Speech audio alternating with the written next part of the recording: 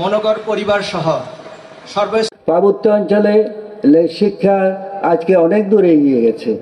অবশ্যই এটা ঠিক, এখানে বিভিন্ন ভাষাভাষী জাতিসমূহের শিক্ষা ক্ষেত্রে কম বেশি এখানে অগ্রগতির তার আমরা সমানভাবে দেখি না, কিন্তু এটা বাস্তবতা যে আজকে সারা পার্বত্য অঞ্চলে সে ধনী হোক নির্ধন হোক, সে যেভাবে তার জীবনধারা হোক না কেন, শিক্ষার ক্ষেত্রে পদার্পণ করার জন্য সকল অভিভাবক এবং ছেলেমেয়েরা তারা নিঃসন্দেহে আগ্রহ প্রকাশ করে থাকে।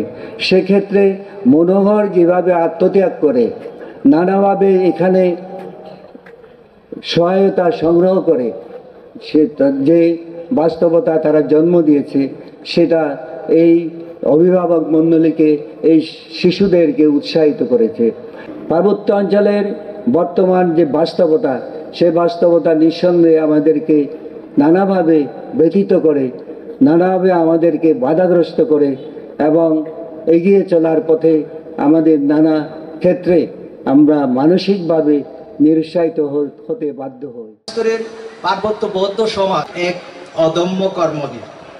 সেই 50-এর দশকে পার্বত্য আপনার স্নেহ ছায়ায় প্রতিপালিত গুণোত্তম বহু ধর্মীয় ও আধুনিক শিক্ষা প্রতিষ্ঠান প্রতিষ্ঠা ব্যক্তিগত পক্ষ থেকে, দি মনোগড়ের পক্ষ থেকে এবং মনোগড়ের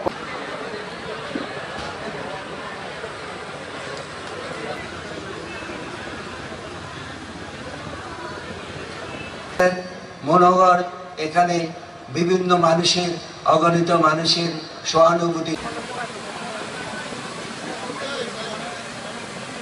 So other spheres where Pierre Marchand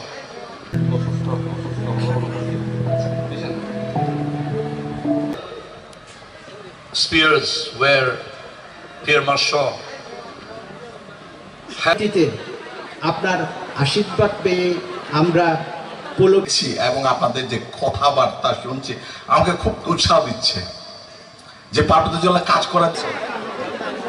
তাই আপনার সকল কীর্তি গাথা